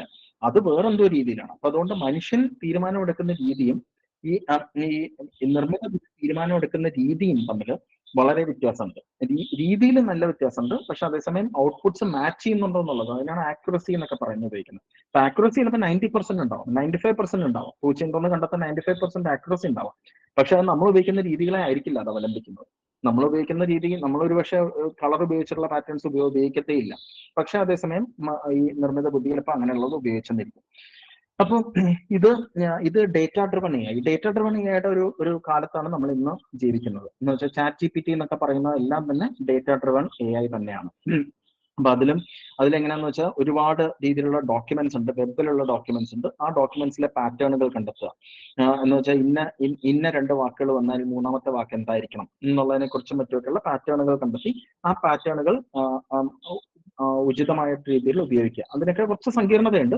പക്ഷെ നമ്മൾ 2 രീതിയിൽ നമുക്ക് സാങ്കേതികവിദ്യ മനസ്സിലാക്കാം. സാങ്കേതികവിദ്യ ഇംപ്ലിമെന്റ് ചെയ്യുന്ന രീതിയിൽ മനസ്സിലാക്കാം, അല്ലെങ്കിൽ സാങ്കേതികവിദ്യയെ ഫംഗ്ഷണൽ ആയിട്ട് മനസ്സിലാക്കാം. നമ്മൾ കാൽക്കുലേറ്ററിനൊക്കെ ഫംഗ്ഷണൽ ആയിട്ടാണ് മനസ്സിലാക്കുന്നത്. അതെങ്ങനെ പ്രവർത്തിക്കുന്നു എന്ന് നമുക്ക് ധാരണയുണ്ട്. പക്ഷെ അതിൽ എന്ത് ചിപ്പാണെന്നുള്ളതിനെ കുറിച്ച് നമുക്കറിയില്ല. ആ രീതിയിൽ നമ്മൾ നിർമ്മിത ബുദ്ധിയെ മനസ്സിലാക്കുകയാണെന്നുണ്ടെങ്കിൽ നിർമ്മിത ബുദ്ധി പാറ്റേണുകളായിട്ട് ഈ ക്രമങ്ങളെ എന്ന് വെച്ചാൽ ഒരുപക്ഷെ റെഗുലാരിറ്റീസ് എന്നാ പറയാം, ഈ ക്രമങ്ങളെ പാറ്റേണുകളുടെ രൂപത്തിലാക്കി അതിനെ ഒരു സ്റ്റാറ്റിസ്റ്റിക്കൽ മോഡലിൽ സ്റ്റോർ ചെയ്യുന്നു. ആ സ്റ്റാറ്റിസ്റ്റിക്കൽ മോഡൽ ഉപയോഗിച്ചുകൊണ്ട് എടുക്കുന്നു. അപ്പൊ ഇങ്ങനെ നോക്കുമ്പോഴത്തേക്കും നമുക്കൊരു പക്ഷേ ഞാൻ അടുത്തിടെ ഈ ചാറ്റ് ജി പി ടിയുടെ അടുത്ത് ഇങ്ങനെ ഏതായിരുന്നു ഒരു സിനിമയുടെ ഒരു അത് പേര് പെട്ടെന്ന് കിട്ടുന്നില്ല, പക്ഷെ ഒരു സ്വർണ്ണം അല്ല തങ്കം എന്ന് പറഞ്ഞ സിനിമയുടെ റിവ്യൂ എഴുതാൻ ചോദിച്ചപ്പോൾ അത് തന്നൊരു റിവ്യൂ വളരെ ഇൻട്രസ്റ്റിംഗ് ആയിരുന്നു. അത് ആ തന്ന റിവ്യൂല് ജോജു ജോർജ് ഉണ്ട്, ഫഹദ് ഫാസിൽ ഉണ്ട്, ഇവരെല്ലാം കൂടെ ഉൾപ്പെടുന്ന ഒരു പ്ലോട്ട് ഉണ്ട്, ഒരു ക്രൈം പ്ലോട്ട് ഉണ്ട്, അതിൽ സ്വർണം, അതിൽ ഗോൾഡിന്റെ ഇതുണ്ട്. പക്ഷെ ഇതിനൊന്നും യഥാർത്ഥ സിനിമയായിട്ടൊരു ബന്ധമില്ല. അപ്പൊ ഇതെങ്ങനെയാ വരുന്നത് നമ്മൾ ചിന്തിച്ചു നോക്കിക്കഴിഞ്ഞാൽ ഈ ജോജു ജോർജും ഫഹദ് ഫാസിലും ഉൾപ്പെടുന്ന പല രീതിയിലുള്ള ഇങ്ങനെ ത്രില്ലർ പടങ്ങൾ ഉണ്ടാവാം. ആ ത്രില്ലർ പടങ്ങൾക്ക് ഒരുപക്ഷെ ഇങ്ങനെയുള്ള ഈ പേരുകൾ, ഈ തങ്കം എന്ന് പറഞ്ഞ ടൈപ്പ് പേരുകളോ എന്തെങ്കിലുമൊക്കെ ചിലപ്പോൾ ഉണ്ടായെന്നിരിക്കാം, എനിക്കറിയില്ല. എന്ന് വെച്ചാൽ പക്ഷെ അതേസമയം ഇവർ ഉൾപ്പെടുന്ന ഇപ്പൊ ഈ ജോജു ജോർജ് എന്ന് പറയുന്ന ആള് ഇതുപോലൊരു ക്രൈം ത്രില്ലർ ഒരുപാട് ഉള്ളതാണ്. അതുകൊണ്ടാണ് അത് വരുന്നത്. അതുകൊണ്ട് അതിനെ സംബന്ധിച്ചോളം ഈ പാറ്റേൺസ് ആണ് അത് ഉപയോഗിക്കുന്നത്. എന്ന് വെച്ചാൽ ഈ ഒരു സിനിമയുടെ പേര് നോക്കുന്നു, വിവരശേഖരങ്ങളിൽ നോക്കുന്നു, അതിനോട് ബന്ധപ്പെട്ടുള്ള പേരുകളിൽ ആരൊക്കെ ഉണ്ട്, അതിൽ ഈ പറയുന്ന ആളുകളൊക്കെ ഇന്ന രീതിയിലുള്ള ത്രില്ലർ പരിപാടികളൊക്കെ ചെയ്യുന്നുണ്ട്. ഇതെല്ലാത്തിനെയും കൂടെ എടുത്ത് സംയോജിപ്പിച്ചുകൊണ്ട് നമ്മുടെ മുന്നിലേക്ക് ഇടുകയാണ്. അതിന് യാഥാർത്ഥ്യമായിട്ട് ഒരു ബന്ധവുമില്ല. യാഥാർത്ഥ്യത്തിൽ അത് വേറെ അഭിനേതാക്കളാണ്, നിങ്ങൾക്ക് അറിയാവുന്നതായിരിക്കും, വേറെ അഭിനേതാക്കളാണ്. അപ്പൊ ഈ ഒരു നമുക്ക് ഫങ്ഷണലി നമുക്ക് നിർമ്മിത ബുദ്ധിയെ മനസ്സിലാക്കാൻ സാധിക്കുമെങ്കിൽ നമുക്ക് ഈ തങ്കം എന്ന് പറഞ്ഞ സിനിമയ്ക്ക് ഇങ്ങനെ ഒരു റിവ്യൂ എന്തിനു തന്നു എന്നുള്ളത് നമുക്ക് മനസ്സിലാക്കാൻ സാധിക്കും. എന്താ അതിങ്ങനെ ഈ ജോജു ജോർജ് ഇങ്ങനെയുള്ള ക്രൈം ത്രില്ലറിൽ ഉൾപ്പെട്ടിട്ടുണ്ട്, അതുകൊണ്ടായിരിക്കാം ആ പാറ്റേണുകൾ മുന്നിട്ട് നിൽക്കുന്നത്. ആ പാറ്റേണുകളും ഈ ഫാസിലുമായിട്ട് ബന്ധപ്പെട്ടുള്ള പാറ്റേണുകളും എല്ലാം കൂടെ സംയോജിപ്പിച്ച് ഇങ്ങനെ ഇരിക്കും അതാണ് ചാറ്റ് ജി പി ടി ഉപയോഗിക്കുന്ന ലോജിക്ക്. അപ്പം ഞാൻ ഒരു എക്സാമ്പിൾ പറയാൻ വേണ്ടി പറഞ്ഞാണ്, കുറച്ച് റിലേറ്റ് ചെയ്യാൻ പറ്റുന്ന രീതിയിൽ ഒരു എക്സാമ്പിൾ പറയാനായിട്ട്. അപ്പൊ നമുക്ക് അടുത്തൊരു ഘട്ടത്തിലേക്ക് കിടക്കുകയാണെന്നുണ്ടെങ്കിൽ, എനിക്ക് 13 മിനിറ്റ് കൂടെ ഉള്ളതെന്ന് വിചാരിക്കുന്നു. അപ്പം അടുത്തൊരു ഘട്ടത്തിലേക്ക് കിടക്കുകയാണെന്നുണ്ടെങ്കിൽ എഐയും ഡേറ്റയും തമ്മിലുള്ള ബന്ധം, അതാണ് ഞാൻ അടുത്ത് ഡിസ്കസ് ചെയ്യാൻ ഉദ്ദേശിക്കുന്നത്.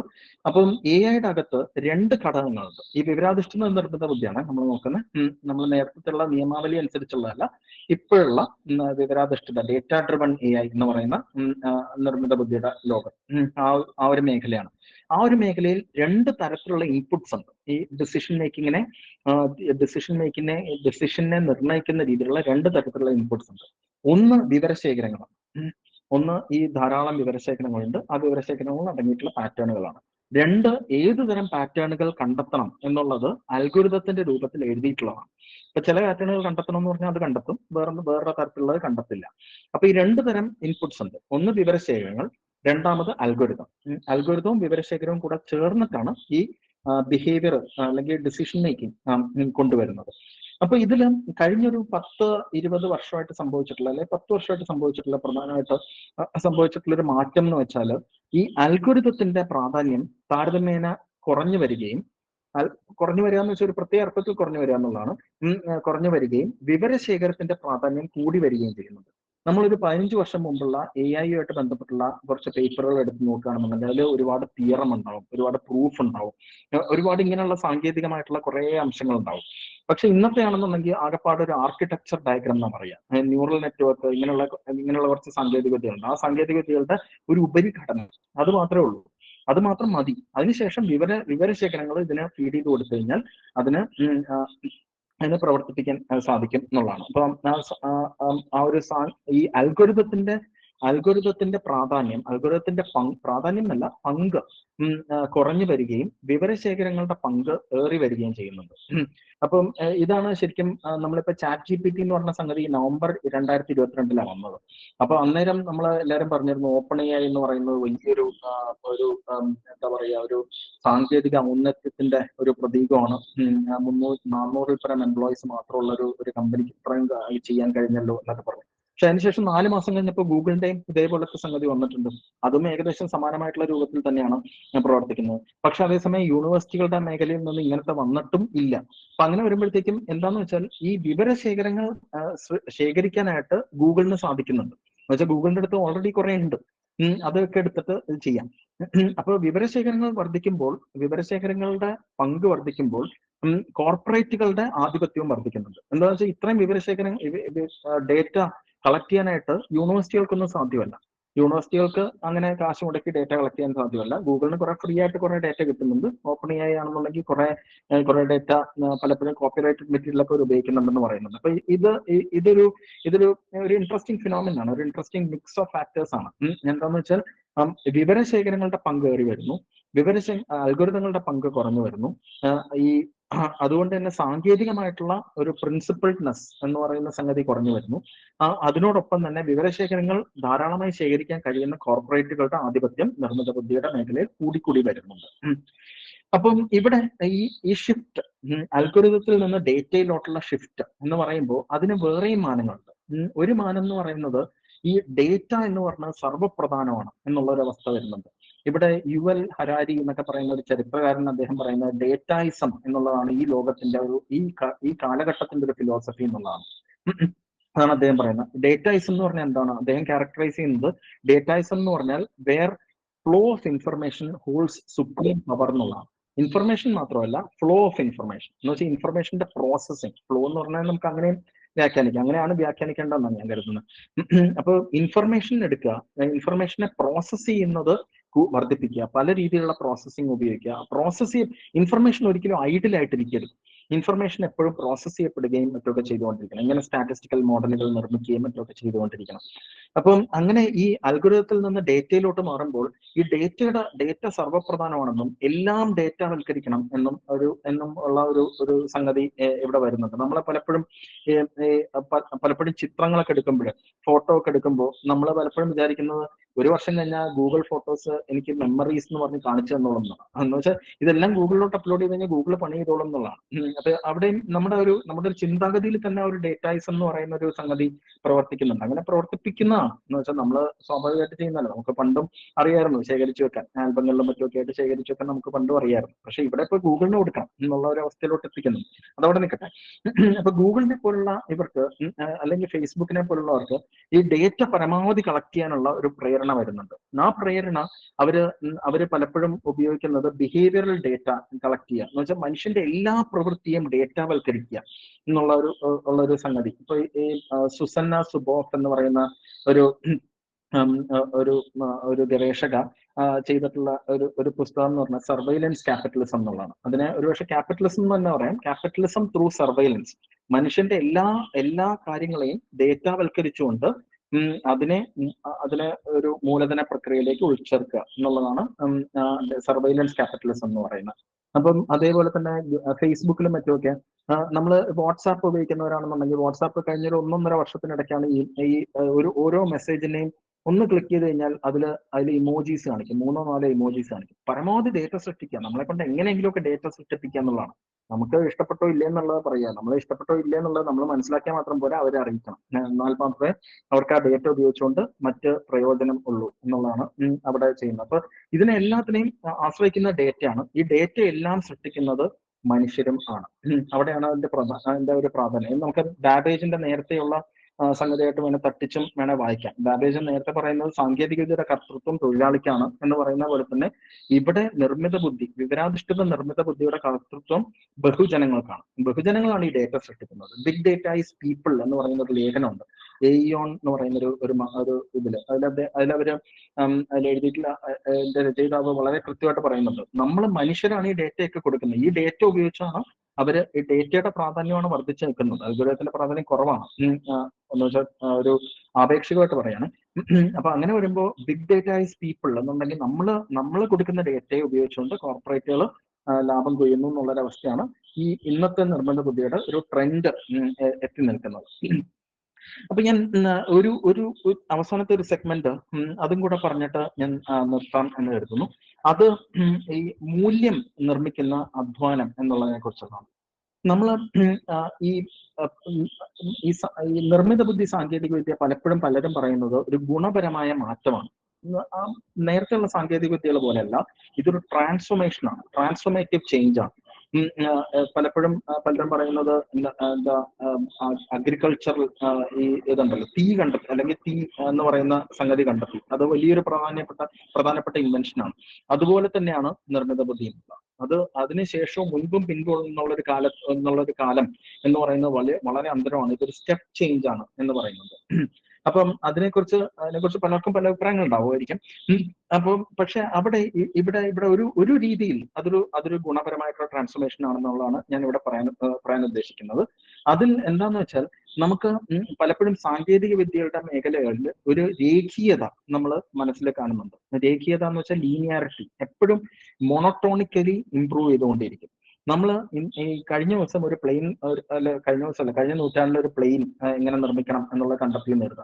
ആ പ്ലെയിൻ നിർമ്മാണ രീതി നമ്മൾ വീണ്ടും കണ്ടെത്തേണ്ട ആവശ്യമില്ല. ആ പ്ലെയിൻ നിർമ്മാണ രീതി അവിടെ ആരൊക്കെയോ ക്രോഡീകരിച്ച് മാർക്സിന്റെ ഭാഷയിൽ പറഞ്ഞാൽ ജനറൽ ഇന്റലക്റ്റിൽ ഉൾപ്പെടുത്തിയിട്ടുണ്ട്.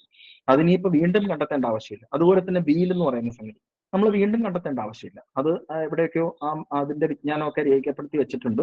അത് ഇംപ്ലിമെന്റ് ചെയ്താൽ മാത്രം മതി. അത് വീണ്ടും കണ്ടെത്തിക്കൊണ്ടേ നിരന്തരം അത് കണ്ടെത്തിക്കൊണ്ടിരിക്കേണ്ട ആവശ്യം സാങ്കേതിക വിദ്യകൾക്കില്ല. അതുപോലെ തന്നെ പ്രിന്റിംഗ് പ്രസിനായ എന്താണെങ്കിലും അങ്ങനെ ഒരു ആവശ്യമില്ല.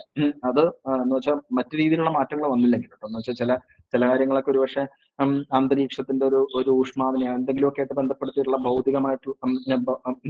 ഭൗതിക ശാസ്ത്രത്തിലെ കണ്ടുപിടുത്തങ്ങൾക്ക് ചെറിയ മാറ്റങ്ങൾ വന്നേക്കാം. പക്ഷെ പൊതുവിൽ ഞാൻ പറയാം എന്ന് വെച്ചാൽ ഒരു തരത്തിലുള്ള ഒരു സാങ്കേതിക വിദ്യ മുന്നേറ്റം വന്നു കഴിഞ്ഞാൽ ആ മുന്നേറ്റം അവിടെ തന്നെ ഉണ്ട്. അതിന് മീതെ അടുത്ത പടിയാണ് നമ്മൾ തേടി പോകുന്നത്. പക്ഷെ ഇവിടെ AI കാര്യം വരുമ്പോൾ AI എന്ന് പറയുന്നത് വിവരശേഖരങ്ങളുടെ അടിസ്ഥാനത്തിലാണ് പ്രവർത്തിക്കുന്നത്. നമുക്കൊരു ഉദാഹരണം എടുക്കുകയാണെങ്കിൽ AI ഉപയോഗിച്ചുകൊണ്ട് നമ്മൾ എക്സ്റേ ഡയഗ്നോസ്റ്റിക്സ് എന്ന് പറയുന്ന സംഗതി നമ്മൾ ഓട്ടോമേറ്റ് ചെയ്തു എന്ന് കരുതുക. കുറെ എക്സ്റേ എടുത്തു, ഓരോ എക്സ്റേക്കും ഇന്ന രോഗമാണെന്ന് നമുക്ക് ലേബൽ ചെയ്തു. അങ്ങനെ ഒരു സ്റ്റാറ്റിസ്റ്റിക്കൽ മോഡൽ നിർമ്മിച്ചു. ആ സ്റ്റാറ്റിസ്റ്റിക്കൽ മോഡൽ നിർമ്മിച്ച് അതിലൂടെ എക്സ്റേ ഡയഗ്നോസ്റ്റിക്സ്, പുതിയൊരു എക്സ്റേ കൊടുത്തു കഴിഞ്ഞാൽ എന്ത് രോഗമാണെന്ന് അത് പറഞ്ഞുതരും. അങ്ങനെയുള്ള ഒരു മോഡൽ നിർമ്മിച്ചു എന്ന് കരുതുക. അങ്ങനെ നിർമ്മിച്ചു. എന്നിട്ട് കുറെ എക്സ്റേ മേഖല എക്സ്റേ പരിശോധിക്കുന്ന ആൾക്കാരെയൊക്കെ നമ്മൾ പറഞ്ഞു വിട്ടു. നമുക്കിപ്പോൾ സാങ്കേതിക വിദ്യ ഉണ്ട്, നമുക്ക് ഇനിയിപ്പോൾ നിങ്ങളുടെ ഒന്നും ആവശ്യമില്ല, നിങ്ങൾ പോയിക്കോളൂ എന്ന് പറഞ്ഞു. അതിനുശേഷമാണ് കോവിഡ് വരുന്നത്.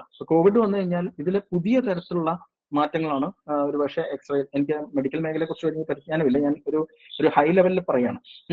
പുതിയ രീതിയിലുള്ള മാറ്റങ്ങളാണ് വരുന്നത്. ഈ മാറ്റങ്ങൾ കണ്ടെത്താൻ ഈ മോഡലിന് സാധ്യമല്ല. എന്താന്ന് വെച്ചാൽ അതിന്റെ വിവരശേഖരങ്ങളിൽ ഈ COVID-19 ഇല്ല. 2019 മുമ്പുള്ള വിവരശേഖരങ്ങളാണെന്നുണ്ടെങ്കിൽ അതിന് COVID-19 ഇല്ല. അതുകൊണ്ട് തന്നെ ഈ മാറ്റങ്ങൾക്കനുസരിച്ച് ഇതിനെ പുനരാവിഷ്കരിച്ചുകൊണ്ടേയിരിക്കണം, പുനർനിർമ്മിച്ചുകൊണ്ടേയിരിക്കണം എന്ന് വേണമെങ്കിൽ പറയാം. എന്ന് വെച്ചാൽ വിവരശേഖരങ്ങൾ നിരന്തരം നവീകരിച്ചുകൊണ്ടേയിരിക്കണം. ആ നവീകരിച്ചുകൊണ്ടിരിക്കാനായിട്ട് വീണ്ടും മനുഷ്യരെ തന്നെ ആശ്രയിക്കണം. അപ്പോൾ നിങ്ങൾ പോയല്ലോ, നിങ്ങൾ ഡോക്ടറായിരുന്നു, എക്സ്റേ ഡയഗ്നോസ് ചെയ്യുന്ന നല്ല ഡോക്ടറായിരുന്നു, നിങ്ങളെ നമ്മൾ പറഞ്ഞു വിട്ടു, പക്ഷെ ഇപ്പൊ പുതിയ കുറച്ച് രോഗങ്ങൾ വന്നിട്ടുണ്ട്, നമ്മുടെ നിർമ്മിത ബുദ്ധിക്ക് അത്രയും കെൽപ്പില്ല, അല്ലെങ്കിൽ പുതിയ ചില മാറ്റങ്ങൾ വന്നിട്ടുണ്ട്, അതുകൊണ്ട് നിങ്ങളൊന്ന് ലേബൽ ചെയ്ത് തരണം എന്ന് പറയാം. നിരന്തരം നവീകരിച്ചുകൊണ്ടിരിക്കേണ്ടുന്ന ഒരു പ്രക്രിയ അവിടെ വരുന്നത്. അതിപ്പോ ഈ ജോബ് ഹയറിംഗിന്റെ കാര്യത്തിലാണെങ്കിലും ഇത് തന്നെ. എന്ന് വെച്ചാൽ ഷോർട്ട് ലിസ്റ്റിങ്ങിന് വേണ്ടിയിട്ടുള്ള ഒരു നിർമ്മിത ബുദ്ധി അൽഗോരിതം ഡെവലപ്പ് ചെയ്തു എന്ന് കരുതുക. അപ്പൊ ഷോർട്ട് ലിസ്റ്റേഴ്സിനെയൊക്കെ പറഞ്ഞു വിട്ടു. അതിനുശേഷം കുറച്ച് കഴിയുമ്പോൾ തൊഴിൽ മേഖലയിൽ വലിയ മാറ്റങ്ങൾ വരുന്നു. നേരത്തെ ഉണ്ടായിരുന്ന ഡിഗ്രി മാറി പുതിയ തരം ഡിഗ്രികൾ വരുന്നു. ഇപ്പൊ പുതിയ തരം സിവികൾ വരുന്നു. ആ സിവികൾ ഉപയോഗിച്ച് ഷോർട്ട് ലിസ്റ്റ് ചെയ്യാനായിട്ട് നേരത്തെ നിർമ്മിച്ച നിർമ്മിത ബുദ്ധിക്ക് ഒരു അർത്ഥമില്ല. അതിനറിയത്തില്ല പുതിയ എന്ത് ഡിഗ്രിയാണ്, ഈ ഡിഗ്രി എന്ത് കൊള്ളാവോ, അല്ലെങ്കിൽ ഈ പുതിയ കോളേജിൽ കൊള്ളാവോ, ഒന്നും അറിയില്ല. അപ്പൊ അതുകൊണ്ട് തന്നെ നമുക്ക് ഒരു പക്ഷേ ഷോർട്ട് ലിസ്റ്ററിനെ വീണ്ടും വിളിക്കേണ്ടി വരും. നിങ്ങൾ തന്ന ശേഖരങ്ങളൊക്കെ വെച്ചിട്ട് നമ്മൾ നിർമ്മിത ബുദ്ധി ഉണ്ടാക്കി നിങ്ങളെ പറഞ്ഞു വിട്ടു, പക്ഷെ ഇപ്പം നിങ്ങളെ വീണ്ടും ആവശ്യമുണ്ട് എന്ന് പറയുന്ന. അപ്പൊ ഇതിൽ ഞാൻ പറഞ്ഞു വരുന്നത് എന്താണെന്ന് വെച്ചാൽ ഇതിനൊരു രേഖീയതയില്ല. നമ്മൾ ഒരേ ആക്യുറസിയിൽ 80% 90% ആക്യുറസി എന്നിരിക്കട്ടെ, എന്തെങ്കിലും ഒരു ആക്യുറസി, ആ ആക്യുറസിയിൽ നിരന്തരം ഈ സാങ്കേതിക വിദ്യയെ നിലനിർത്തണം എന്നുണ്ടെങ്കിൽ നിരന്തരം ഈ വിവരശേഖരങ്ങൾ നവീകരിച്ചുകൊണ്ടേയിരിക്കണം. അപ്പൊ നമ്മൾ വീണ്ടും മാർക്സിന്റെ ഏറ്റവും ആദ്യത്തെ ഒരു ആശയ ലോകത്തേക്ക് പോവുകയാണെങ്കിൽ അവിടെ കോൺസ്റ്റന്റ് ക്യാപിറ്റൽ, വേരിയബിൾ ക്യാപിറ്റൽ എന്ന് പറഞ്ഞല്ലോ. അവിടെ കോൺസ്റ്റന്റ് ക്യാപിറ്റൽ എന്ന് പറഞ്ഞ യന്ത്രങ്ങളാണ്, വേരിയബിൾ ക്യാപിറ്റൽ എന്ന് പറയുന്നത് അധ്വാനിക്കുന്ന തൊഴിലാളികളാണ്. ഇവിടെ ഈ ഡേറ്റയെ നമുക്ക് വേണമെങ്കിൽ ഒരുപക്ഷെ ഞാനത് അങ്ങനെ തന്നെ കാണണമെന്നല്ല, ഞാൻ അങ്ങനെ കാണാം എന്ന് മാത്രം പറയാണ്. ഡേറ്റയെ ഒരുപക്ഷെ വേരിയബിൾ ക്യാപിറ്റലായിട്ട് നമുക്ക് കാണാം. ജീവിക്കുന്ന അധ്വാനമായിട്ട് നിരന്തരം നവീകരിച്ചുകൊണ്ടിരുന്നേ പറ്റൂ. തൊഴിലാളികൾ രാവിലെ മുതൽ വൈകുന്നേരം പോകുന്നു എന്ന് പറയുന്ന പോലെ തന്നെ ആ ഒരു ഗ്രാനുലാരിറ്റിയിൽ അല്ലെങ്കിൽ പോലും എല്ലാ മാസം തോറും അല്ലെങ്കിൽ 2 മാസം കൂടുമ്പോഴോ മറ്റൊക്കെ നവീകരിച്ചുകൊണ്ടിരുന്നേ സാധിക്കുള്ളൂ. പക്ഷെ അതേസമയം അൽഗോരിതത്തിന്റെ രൂപകൽപ്പനയിൽ അത്രയൊന്നും ചിലപ്പോൾ മാറ്റങ്ങൾ വേണ്ടി വരണമെന്നും വരില്ല. അതുകൊണ്ട് തന്നെ നമ്മൾ ഒരു AI ഉപയോഗിച്ച ഒരു കാര്യം ഓട്ടോമേറ്റ് ചെയ്യപ്പെട്ടു എന്ന് പറഞ്ഞാൽ അത് നിരന്തരം ഇനിയുള്ള കാലത്തേക്ക് ഫുൾ ഓട്ടോമേറ്റ് ചെയ്യപ്പെട്ടു എന്ന അർത്ഥമില്ല. എന്താന്ന് വെച്ചാൽ ആ automation is contingent on the data. ഈ AI ട്രെയിൻ ചെയ്യാൻ ഉപയോഗിച്ച ഡേറ്റയുടെ ഡേറ്റയുടെ അടിസ്ഥാനത്തിൽ മാത്രമാണ് ഓട്ടോമേഷൻ. ആ ഡേറ്റ എപ്പോ എന്താ ഒരു ഉചിതമല്ലാത്തൊരവസ്ഥ വരുന്നുണ്ടോ എന്ന് വെച്ചാൽ നമുക്ക് വലിയ മാറ്റങ്ങൾ വരുന്നുണ്ടെന്നുണ്ടെങ്കിൽ, ഒബ്സലേറ്റ് ആവുന്നുണ്ടെങ്കിൽ ആ ഓട്ടോമേഷനും അതേപോലെ തന്നെ വിഫലം ആവുകയും ചെയ്യും. അപ്പൊ ഇവിടെ പലപ്പോഴും നമ്മൾ ഈ എഐയുടെ ലോകത്ത് ഈ മാർക്സിന്റെ ഒരു ഇതില് പറയുമ്പോൾ ഈ ലേബർ തിയറി ഓഫ് വാല്യൂ എന്ന് പറയുന്നത്, മനുഷ്യന്റെ അധ്വാനമാണ് മൂല്യം നിർമ്മിക്കുന്നത് എന്നുള്ളതൊക്കെ മാറി. ഇപ്പൊ എ ഐ ആണ് മൂല്യം നിർമ്മിക്കുന്നത് എന്നൊക്കെ പറയും. പക്ഷെ എഐയുടെ അകത്ത് ഈ ഡേറ്റ ഉണ്ട്. ഈ ഡേറ്റ മനുഷ്യന്റെ അധ്വാനമാണ്. ഈ അധ്വാനം പലപ്പോഴും ഈ ഫേസ്ബുക്കിലൊക്കെയുള്ള നമ്മൾ സ്ക്രോൾ ചെയ്യുന്നു, ലൈക്ക് ചെയ്യുന്നു, ഓരോ തവണ സ്ക്രോൾ ചെയ്യുമ്പോഴും എത്ര സമയം ഒരു പോസ്റ്റിൽ സ്പെൻഡ് ചെയ്യുന്നു, ഇതെല്ലാം നമ്മൾ ജനറേറ്റ് ചെയ്യുന്ന ഡേറ്റയാണ്. ഈ ഡേറ്റ ഉപയോഗിച്ചുകൊണ്ടാണ് ഇതെല്ലാം പ്രവർത്തിക്കുന്നത്. അത് നമ്മൾ പലപ്പോഴും മനസ്സിലാക്കുന്നില്ല. ഈ ഡേറ്റയുടെ പ്രാധാന്യവും അതിൽ അടങ്ങിയിരിക്കുന്ന അധ്വാനത്തിന്റെ പ്രാധാന്യവും നമ്മൾ പലപ്പോഴും മനസ്സിലാക്കുന്നില്ല എന്നുള്ളതാണ് എനിക്കിവിടെ അവസാനമായിട്ട് പറയാനുള്ളത്. ഞാനിത് നേരത്തെ പറഞ്ഞ പോലെ ഒരു 2 സ്ലൈഡ് ഉപയോഗിച്ചുകൊണ്ട് ഏതാനും ചില പുസ്തകങ്ങൾ പരിചയപ്പെടുത്തിക്കൊണ്ട് നിർത്താം. ഒരു മിനിറ്റ് കടന്നുപോയി. ഞാൻ 2 മിനിറ്റും കൂടെ എടുക്കുള്ളൂ, ക്ഷമിക്കുക. ഓക്കെ, ഞാനൊന്ന് ജസ്റ്റ് ഷെയർ ചെയ്തോട്ടെ.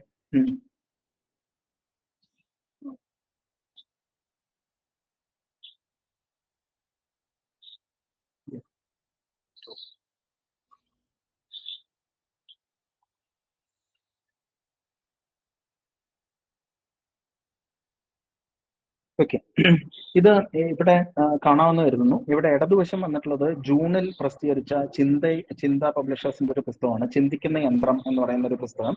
ആ പുസ്തകത്തിൽ നിരവധിയായിട്ടുള്ള ഡിസിപ്ലിൻസിൽ നിന്നുള്ള ഈ നിർമ്മിത ബുദ്ധിയായിട്ട് ബന്ധപ്പെട്ടുള്ള നിരീക്ഷണങ്ങൾ ഉൾപ്പെടുത്തിയിട്ടുണ്ട്. വളരെ ഇൻട്രസ്റ്റിംഗ് ആയിട്ടുള്ള ഒരു ഇതാണ്. അതിൽ ഈ ക്രിട്ടിക്കൽ സ്റ്റഡീസ്, മാർക്സിസ്റ്റ് സ്റ്റഡീസുമായിട്ട് ബന്ധപ്പെട്ടുള്ള നിരവധി ലേഖനങ്ങളും ഉണ്ട്.